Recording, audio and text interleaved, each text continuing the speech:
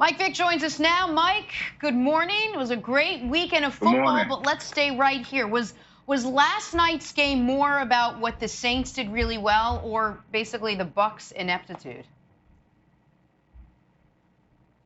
It's just more about what the Saints did really well.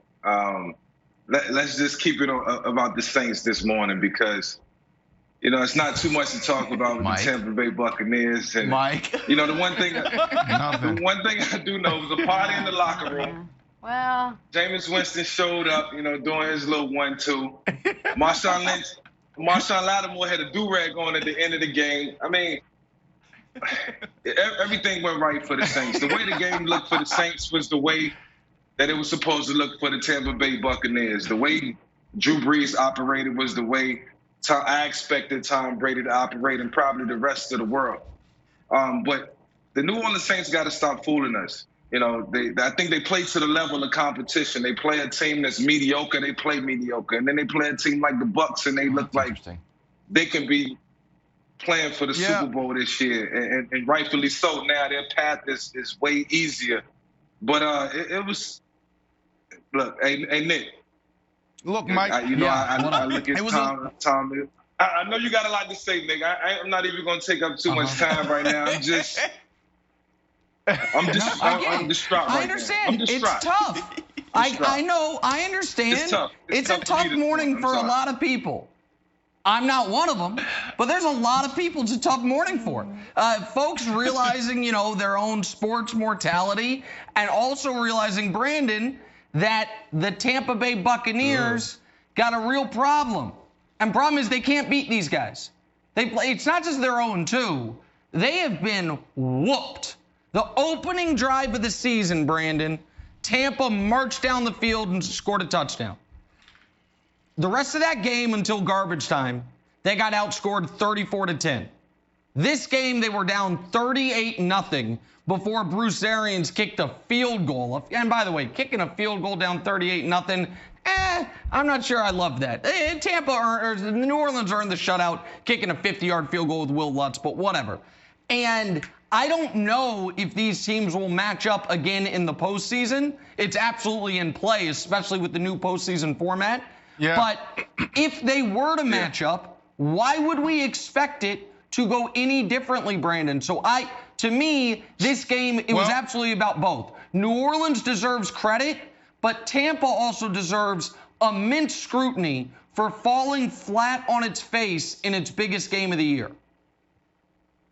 Definitely about both, but let's go back to before the season. What did I say? I said the New Orleans Saints will dominate the regular season, and then the Tampa Bay Bucs and Tom Brady will dominate the postseason. That's what I said. And why did I say that? Because they have this trend going on the last couple years where they dominate in the regular season. So I'm not surprised how they're playing. Well, actually, I am surprised because Mike Thomas went down and nobody was expecting that. He missed, 6-7 games. So for Mike Thomas to go down, that's a big part of what they do. For them to still be sitting in this type of position, hats off to them. But the regular season, this is what they do. This is what they do. The postseason is where they struggle because teams like Tampa, what happens is you dominate me in the regular season, but then in the postseason, I stop blitzing Drew Brees. We figured that out. Drew Brees, we're not going to blitz you 40% of the time because you have all the answers and you're going to pick us apart. Our pass rush is not going to get to you. Whether we send our safety, whether we send our linebackers, whether we get exotic with it, it's not going to get there, so we're going to stop. And the other thing that you're going to do is you're going to run the ball on the offensive side. You're going to figure out, we keep trying to force it to Mike Evans, and it's not working. Lattimore over the last couple years just has his number. I love Mike Evans, but something needs to give there. They need to put him in the slot. They need to move him around a little bit. But Lattimore owns him right now. So they're going to figure it out. They're going to make those adjustments. That's why. Another thing, Kevin or Nick, whoever want to take it here, but this Sean Payton is excellent at scheming. I can talk bad all I want about the New Orleans Saints, but one thing for sure is he's going to have his team prepared. Nobody prepares or work harder than Sean Payton when it comes down to breaking down film and putting his team in position to win. So, but I agree with that, but here's the problem, Wilds, for the Bucs. This was a playoff game. So it's not like they left anything in the chamber. If they had won this game, they wake up this morning as the 1 seed on track to a bye. Because they lost this game, they now are 2 games back in the division, essentially, because they have 1 more loss and they lost the tiebreaker, and they are staring at nothing but road playoff games starting wild card weekend. So we can't treat it like that Tampa, well, this game didn't have their full attention. This was the biggest game they will play all year long. The Saints game in their building.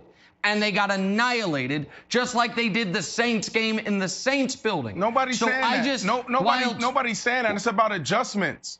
It's nobody saying that. It's about adjustments, Nick. It's about on the Tampa Bay side, they are who they are. They don't change anything. Todd Bowles didn't change anything. On the offensive side, they did exactly what they've done all year. In New Orleans, they evolve week in and week out. Coach Payton, Dennis Allen, they do a great job of looking at the matchup.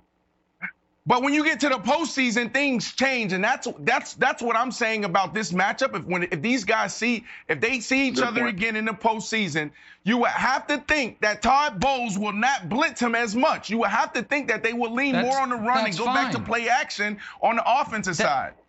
Thanks for watching. Subscribe here to get the latest from the show. Also, be sure to check out more of the best clips from First Things First, or go watch a few segments from our other shows on FS1.